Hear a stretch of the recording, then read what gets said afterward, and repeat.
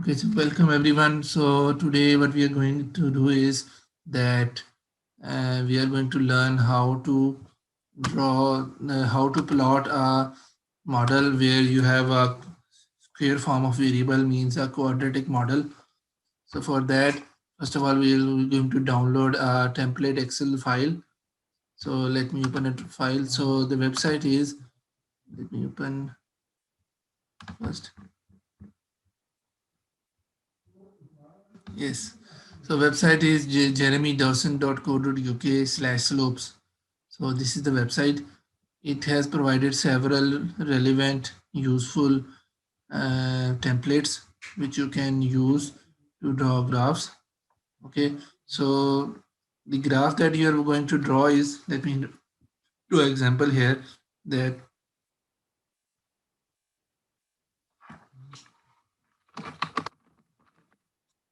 the case that you're going to do is that you have y is equal to alpha plus beta 1 x plus beta 2 x square plus error term.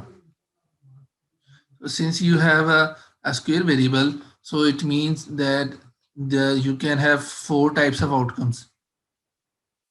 First outcome is exponential increase when beta 1 is positive and beta 2 is positive.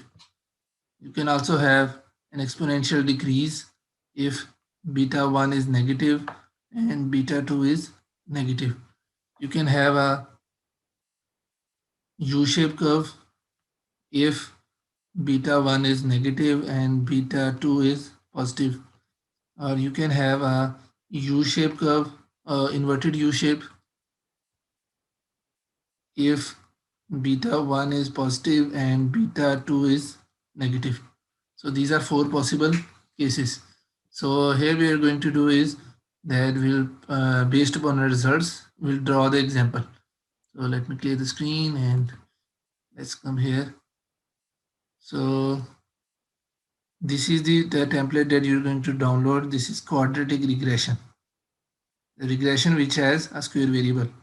You will download it and save it at appropriate place in your project document folder. And I will download it. It comes up. I will open it and adjust my screen share with the Excel file. So you have to do enable editing. First thing you have to do is that you have to write your independent variable name. So my independent variable name maybe is X, and I can call it education.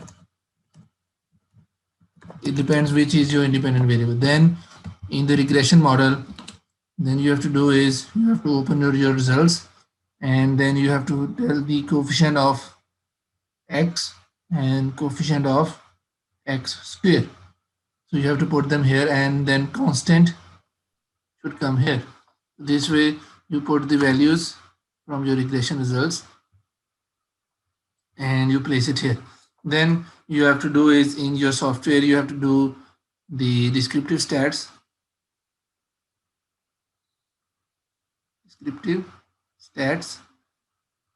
for the X variable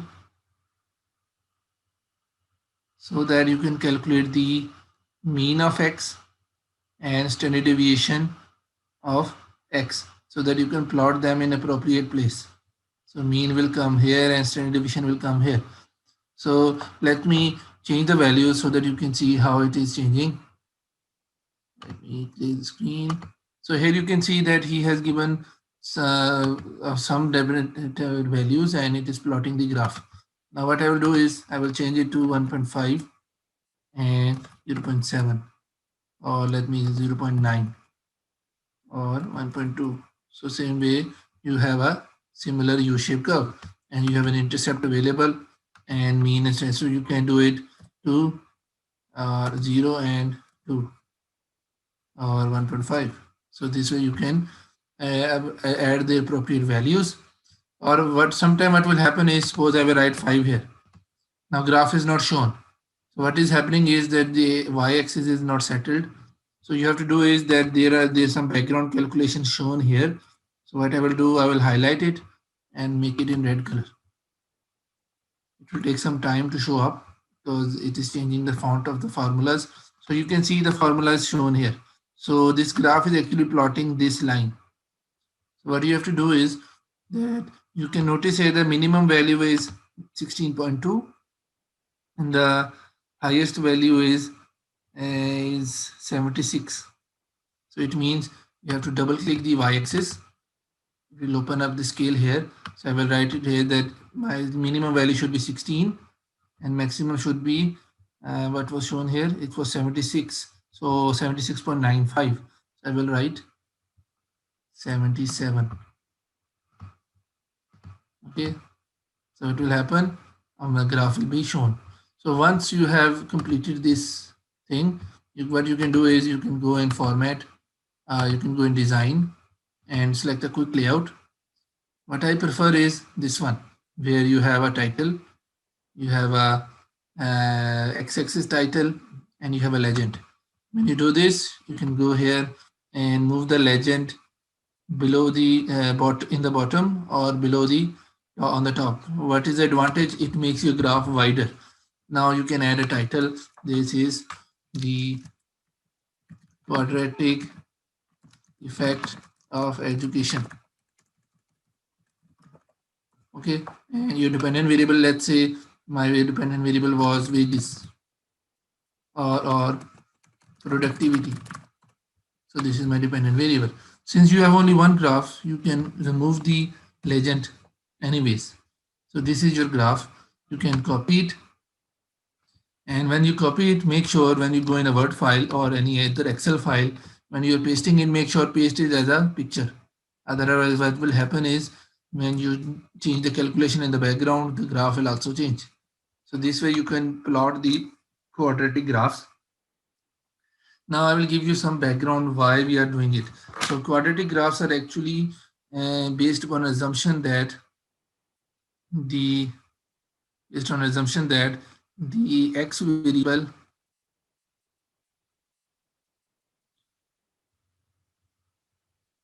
is not constant returns to scale. It's not constant return to scale. So you are trying to plot it and you are seeing that you can notice that it is less positive and this is higher positive here. So if you can change the values, you will notice that it depends what kind of values you are being calculating. So you can write it here 1.9 or 0.9. So what will happen? The change in numbers will change the nature of the graph. So what I do is I can make it negative minus 1.5 and make it positive 1.8 or make it smaller 0.9 or make it minus 2.5 and then it is 5. So it will change. So according to the value that you are placing it here. So this way you can plot the quadratic graphs in your projects. Thank you very much for watching.